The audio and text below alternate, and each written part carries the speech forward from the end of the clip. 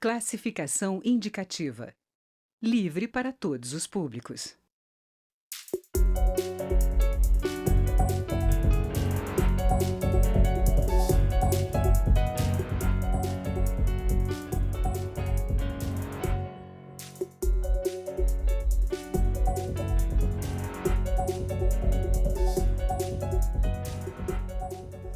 Olá! Pelo texto, a nova regra para aposentadoria passará a exigir idade mínima de 65 anos e 25 anos de contribuição, sendo aplicada a homens e mulheres que, na data de promulgação da nova emenda, tiverem menos de 50 e menos de 45 anos. Homens e mulheres acima dessas idades serão enquadrados em regras de transição. As regras serão as mesmas para os trabalhadores do setor privado e para os servidores públicos. Se promulgada a emenda constitucional, todos receberão como piso dos benefícios o salário mínimo, atualmente em R$ 880. O teto será equivalente ao valor máximo pago pelo INSS, de cerca de R$ 5.000. Sobre a reforma da Previdência, eu converso com Arthur Oliveira Maia, do PPS da Bahia, e com Patrus Ananias, do PT de Minas Gerais. Muito obrigada pela presença dos dois aqui. Eu começo pelo deputado Arthur. A proposta de reforma da Previdência está sendo muito criticada dos dois lados por ser talvez muito rígida. Qual a sua posição? A proposta ela ainda está em fase de ser aprovada a sua admissibilidade na CCJ. A partir do momento em que for aprovada essa admissibilidade, será constituída uma comissão especial com a indicação de membros por todos os partidos que estão representados na Casa.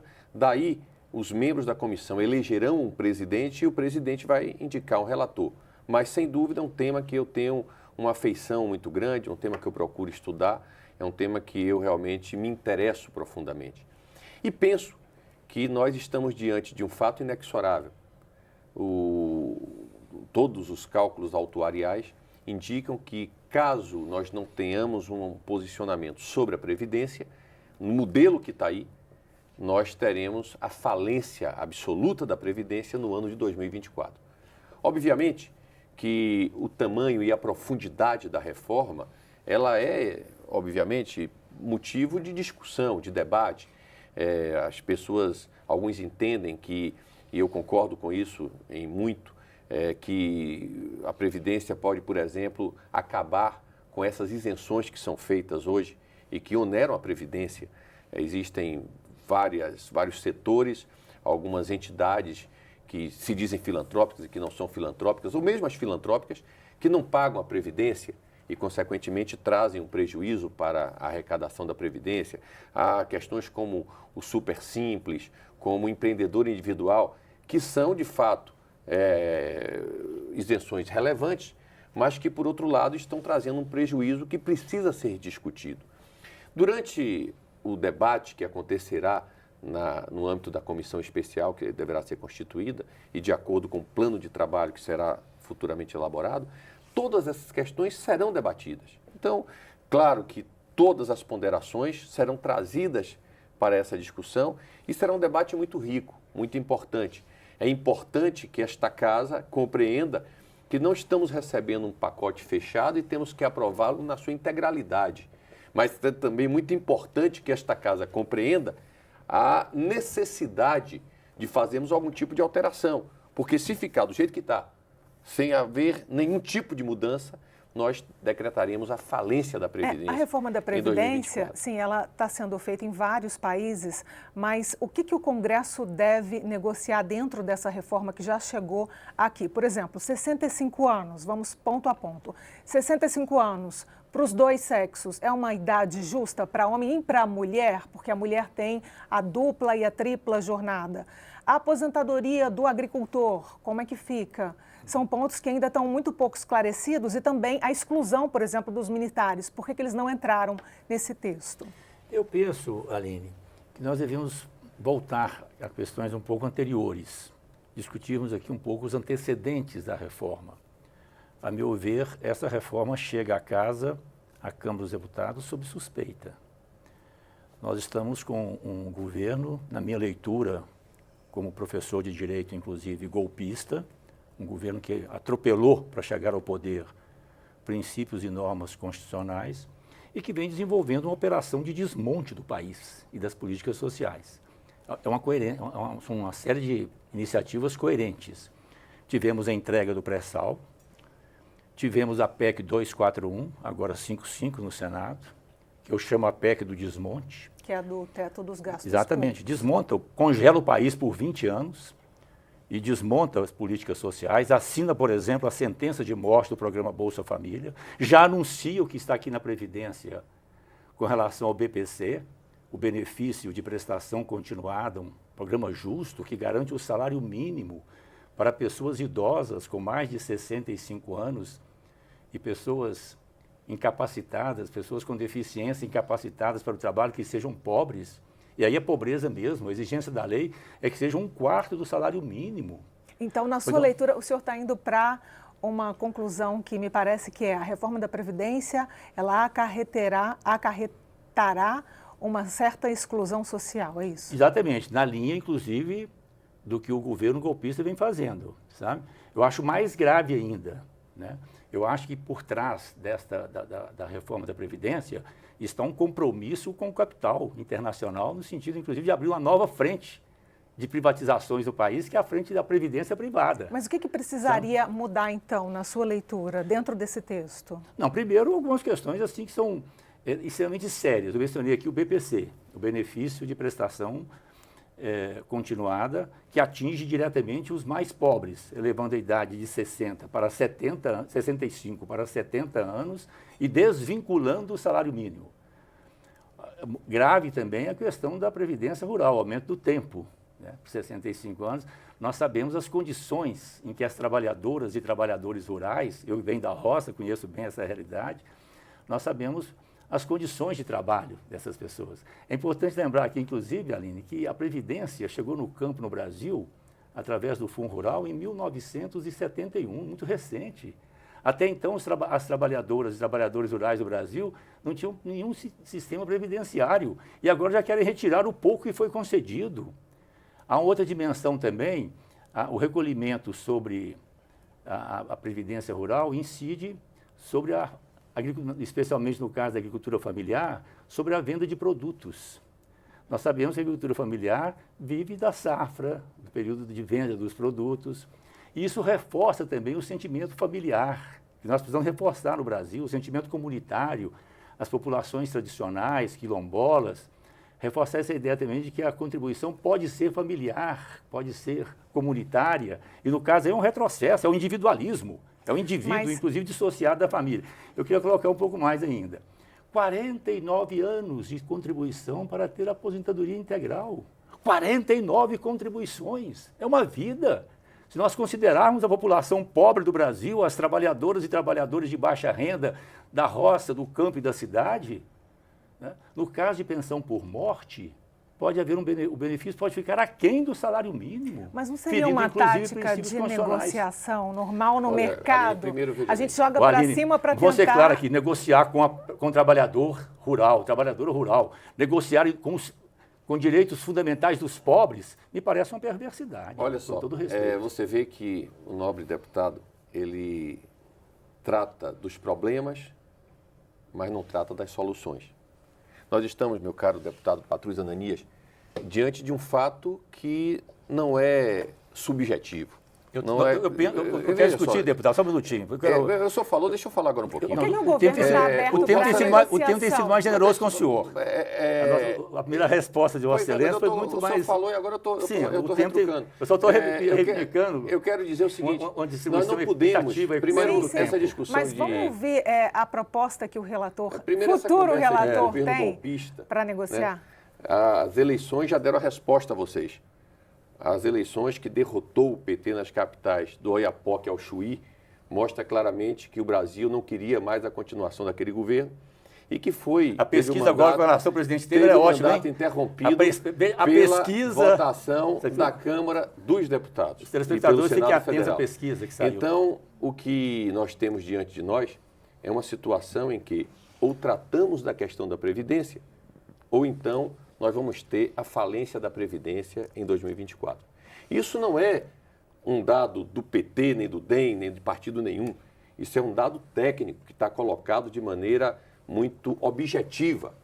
Se quisermos discutir esse tema com sinceridade, com respeito a esse direito que as pessoas têm, e aí obviamente, que tem que haver espaço para as colocações que Vossa Excelência traz aqui. Se acha que, olha, o trabalhador rural, tal ou qual, merece que seja assim, que seja de outra forma, que não seja 49 anos, tudo isso eu acho que deverá ser tratado e será tratado ao longo do debate. Não há dúvida, todas as questões precisam ser levantadas e tratadas. Um tema, por exemplo, que é muito levantado pelas centrais sindicais, principalmente, é a questão das isenções que incidem sobre a Previdência e que trazem prejuízo para a Previdência, porque algumas empresas não pagam, não recolhem, porque são isentas, e isso traz prejuízo para a Previdência. Tudo isso deverá ser tratado no bojo dessa questão. Agora, por exemplo, dizer aqui que o trabalhador familiar está sendo diferenciado porque isso... Não, o trabalhador familiar, pelo contrário, ele está sendo mantido exatamente no modelo que é hoje. O grande mérito dessa proposta, ao meu ver, é o fato de você incluir, exceto os militares, porque é uma questão constitucional, e estão excluídos os bombeiros, os militares, os policiais militares e as Forças Armadas, esses três estão excluídos por uma questão constitucional. Que devem ser alvo, inclusive, de outra crítica, que eu admito também, que é uma questão... Ficaram excluídos dessa lei, mas provavelmente virá outra para enquadrá-los. Mas o que é muito importante nós dizermos é que esta lei, exceto essas três categorias militares que estão na Constituição, todos os outros, do gari ao presidente da República, do mais humilde cidadão empregado do setor privado ao mais rico empresário, todos estão incluídos dentro de uma mesma regra. Eu vou pedir um intervalo. Eu converso com os deputados Arthur Oliveira Maia, do PPS da Bahia, e com Patrus Ananias, do PT de Minas Gerais. O debate é sobre reforma da Previdência. A gente vai para um intervalo e volta rapidinho. Não sai daí.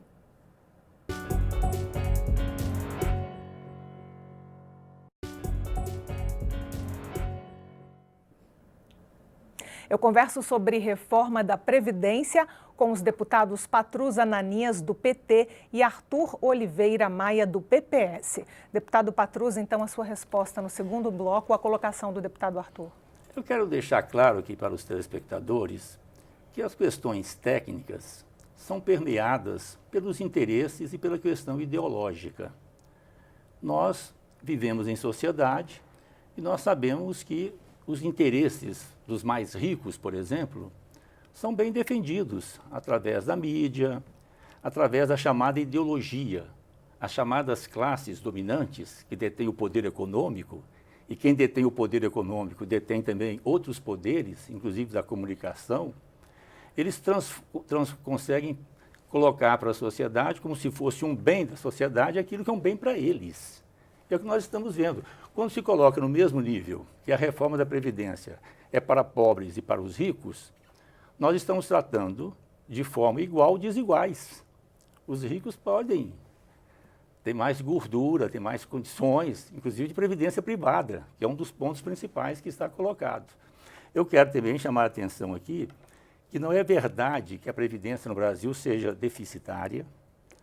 Nós temos um sistema no Brasil que integra a Previdência, está na Constituição, integra a Previdência com a saúde e a assistência social, na perspectiva da seguridade social. Se nós integrarmos as três fontes, nós temos uma seguridade social superavitária no nosso país, possivelmente com uma pequena margem de déficit no campo. Exatamente. O senhor está falando exatamente do setor público, setor privado, ou é global? Mas no sentido geral, no sentido global, de diferenciar os pobres, beneficiários do BPC, trabalhadoras e trabalhadores rurais, trabalhadores e trabalhadores da cidade de baixa renda, agricultura familiar, de determinados setores que podem estar sendo também atingidos, vamos ver até quando, eles têm um poder maior de resistência, que podem também estar sendo disciplinados pela proposta, mas que têm um poder de negociação e, portanto, um poder também de resistência né, usando a expressão popular, tem muito mais gordura para queimar do que os pobres, que estão sendo diretamente atingidos, como no caso, os 4.500.000 beneficiários do BPC. Pobres entre os mais pobres. Pessoas que têm, para entrar no programa, uma renda inferior, como eu disse e reitero, inferior a 1/4 do salário mínimo. Um outro aspecto que eu acho importante também é que uma reforma como essa deveria ser debatida com a sociedade. Por que essa pressa? Por que não discutir, inclusive com as entidades empresariais? Essa seria a minha próxima pergunta ao também, deputado Arthur. Eu também fui dizer, senhora, então, eu vi que o deputado Arthur falou da vez passada sem nenhuma interrupção. Eu gostaria que eu pudesse expressar meu pensamento também com um pouco mais de liberdade. Eu dizia, então, que na sociedade em que nós vivemos, uma reforma como essa devia ser democrática, debater com os movimentos sociais, com o movimento sindical. Eu estive na Áustria em 2008, ministro do Desenvolvimento Social do governo Lula, e eles estavam concluindo uma reforma previdenciária depois de anos de discussão, e essa reforma ia até o ano 2030, exatamente para superar essas situações mais delicadas, que envolvem inclusive direitos adquiridos, expectativas de direito. Então essa pressa, né, essa urgência em aprovar, a meu ver, é mais uma suspeição que paira sobre essa proposta. O senhor já deve antever uma resistência muito grande aqui no Congresso Nacional e me parece que, como o deputado Patrus disse aqui, o governo quer aprovar a toque de caixa. Não existe isso. Ninguém falou em aprovar aqui reforma nenhuma a toque de caixa. Muito pelo contrário. Existe todo o tempo necessário para que nós possamos discutir dentro da Câmara, fora do Congresso Nacional, com todas as entidades, com a sociedade civil organizada, com todos que queiram participar desse debate. Eu não sei de onde é que alguém inferiu essa ideia de que há uma pressa, um assodamento para se votar. Não. Existem, objetivamente, problemas concretos que têm que ser enfrentados, sob pena de sermos irresponsáveis. Veja bem, há 10 anos atrás, nós tínhamos um aposentado para 10 empregados contribuindo 10 trabalhadores contribuindo para a Previdência, porque o sistema no Brasil são os que estão trabalhando que pagam as aposentadorias. Não existe uma poupança, vamos dizer assim, para pagar as aposentadorias, não. O seu trabalho, o meu trabalho, o trabalho do deputado Patrus, o porteiro aqui da Câmara, todos contribuímos para a Previdência e esse dinheiro é que se paga as pensões e as aposentadorias. De 10 passamos para 7 atualmente. São 7 trabalhadores para cada um aposentado. E as indicações do censo do IBGE indicam que daqui a 10 anos teremos 3 trabalhadores para pagar um aposentado. O dinheiro já não dá. Paralelamente, nós temos visto dois processos que são importantes do ponto de vista do amadurecimento da nossa sociedade, mas que também tem impacto na Previdência. O primeiro é maravilhoso, o aumento da expectativa de vida. Nos últimos 50 anos, o brasileiro passou a viver mais cerca de 30 anos. Então é óbvio que a Previdência que pagava antes uma aposentadoria para uma pessoa de 10 anos, agora paga de 40, ela precisa ser reformulada. Isso é inexorável, isso é conta, isso é somar, diminuir, dividir, não tem outra, isso é matemático, isso não tem ideologia. A outra questão é que o controle da organização das famílias faz também com que hoje nós temos uma taxa de natalidade menor, ou seja, está nascendo menos gente, o crescimento da população brasileira diminuiu. Então, olha só, nós estamos tendo um país que está envelhecendo e, portanto, o número de aposentados aumentando e, por outro lado, nós estamos vendo a diminuição do número daqueles que contribuem com a Previdência. Isso, por si só, já indica a necessidade de fazermos uma reforma. Eu quero deixar claro, meu caro deputado Patrus Ananias, que nós, independente da posição de ser governo, de não ser governo, nós estamos dispostos a convencer e a sermos convencidos durante esse debate. Convencidos de que ponto? Porque eu gostaria de saber que pontos são negociáveis. Eu não falo pelo governo. Eu falo da minha cabeça, do meu raciocínio. Um ponto, por exemplo, que eu estou convencido é que o governo precisa enfrentar essa questão das isenções. Não tem como não enfrentar essa questão das isenções. Porque, veja só, em Belo Horizonte deve ter alguma universidade que se diz filantrópica e que tem isenção do INSS, portanto, dão prejuízo ao INSS e não pagam absolutamente o INSS, mas tem uma mensalidade igual, às vezes até superior, a uma entidade privada. Por que isso? Por que não enfrentar essa situação? O que eu quero dizer, Patrus, é muito claramente o seguinte: nós estamos diante de uma situação que não pode ter ideologia. Se você tem aqui uma série de questões que trazem, são todas pertinentes, não tenho dúvida. Nós temos que debater este assunto com responsabilidade e sabendo que é fundamental para o Brasil nós fazermos algum tipo de mudança para que possamos levar a nossa previdência para uma questão para uma situação de sustentabilidade. Esse é o propósito. O Congresso, a oposição, naturalmente, pretende mexer nesse tempo de transição, na idade máxima, por exemplo? Claro, nós vamos debater e vamos tentar melhorar o que for possível. Mas o que eu estou dizendo, e quero reiterar, que essa PEC tem vícios graves de origem e de conteúdo. Não adianta o deputado Arthur dizer que não tem ideologia. Em tudo tem ideologia. Em todas as questões relacionadas com a sociedade tem interesses. Nós vivemos numa sociedade conflitiva. E esse é o grande desafio da democracia, possibilitar que os interesses diferenciados, conflitivos, se manifestem e sejam processados. Os ricos querem ganhar mais dinheiro. Os empresários querem ampliar os seus ganhos. Os trabalhadores, os pobres, querem melhorar suas condições de vida. Há conflito de interesse econômico e há diferentes visões e concepções do mundo. Então, nós estamos discutindo aqui a reforma da Previdência, como discutimos, está no Senado agora a PEC 55, a PEC do desmonte, que alguns chamam a PEC da morte, exatamente considerando essas questões fundamentais. O que está por trás, o que inspira, né? Por que não se discute também, por exemplo, a questão da DRU, da desvinculação das receitas orçamentárias, inclusive receitas direcionadas para a Previdência, para a saúde, para a assistência social, para a seguridade social, e que certamente constitui, como as isenções, um fator de diminuição dos recursos destinados à Previdência. Por que não discutimos também no Brasil, né, formas mais justas, no sentido de que os ricos, aqueles que ganham mais com a sociedade, deem uma contribuição maior e que os pobres, as trabalhadoras e trabalhadores, especialmente os de baixa renda, tenham uma atenção especial e que sejam, inclusive, até mesmo ajudados pela sociedade. Não é razoável que o pobre tenha que pagar exatamente de acordo com o retorno que vai ter. Então, essa questão ideológica, meu caro deputado, ela existe. O que preside o governo golpista está muito claro. É pegarmos todas as iniciativas tomadas, está vindo aí a reforma trabalhista para acabar com o direito do trabalho. O que preside esse desgoverno é a submissão aos interesses do grande capital. E todas as iniciativas, seja a reforma da Previdência, seja a PEC 241 aqui na Câmara, 55 no Senado, seja a privatização do pré-sal, sejam outras iniciativas já tomadas, todas apontam nessa perspectiva. Deputado, eu tenho só 2 minutinhos para encerrar o programa. Eu queria uma colocação dos dois bem rapidinho. Por que a reforma da Previdência deve ser aprovada, por que não deve ser aprovada?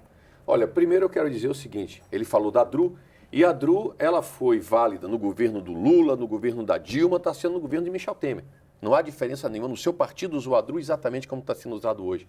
Com relação a esse Estado social, em que há uma utilização dos recursos de quem tem mais capacidade contributiva para ajudar os menos favorecidos, isso é um fato. Nós temos, por exemplo, que o trabalhador rural que ele não paga a Previdência, mas pode se aposentar. Então, obviamente, que isso tem uma carga ideológica, as disputas serão duras aqui no Congresso, não tenho dúvida nenhuma, mas o que eu quero afirmar de maneira clara é a necessidade da reforma. Você não pode negar, independente do discurso que você fizer, que nós estamos tendo a diminuição do número de pessoas que contribuem para a Previdência e um aumento do número das pessoas que recebem a Previdência. Resposta do deputado Patrus, bem rapidamente. Nós temos reformas e reformas. Claro. Reformas que atendem aos interesses das classes mais ricas, inclusive os interesses do grande capital internacional, e reformas que atenderiam, como é o nosso desejo, as classes mais pobres do Brasil, as classes trabalhadoras. A marca registrada dessa reforma é o que se propõe a fazer com o benefício de prestação continuada. Pobres entre os mais pobres. Para entrar no BPC, A condição é que a pessoa ganhe 1/4 do salário mínimo. Pessoas idosas e pessoas com deficiência incapacitadas para o trabalho. Eu concordo com É você. exatamente sobre essas pessoas que a PEC aponta a sua arma perversa, ampliando a idade para 70 anos e desvinculando o salário mínimo. Ampliando para 70, 65 para 70. E desvinculando o salário mínimo. Essa é a marca registrada dessa PEC da reforma da Previdência. Que é um ponto que vai ser discutido. Eu quero agradecer a presença dos dois, ao deputado Patrus e ao deputado Arthur. Prazer, Muito foi meu obrigada amigo. pela presença no Câmara Debate. Muito obrigado, você também. Eu conversei com o deputado Arthur Oliveira Maia e também com o deputado Patrus Ananias sobre reforma da Previdência. Se você quiser conferir este debate mais uma vez, é só acessar www.câmara.leg.br/Câmara Debate. Até o próximo programa. Tchau.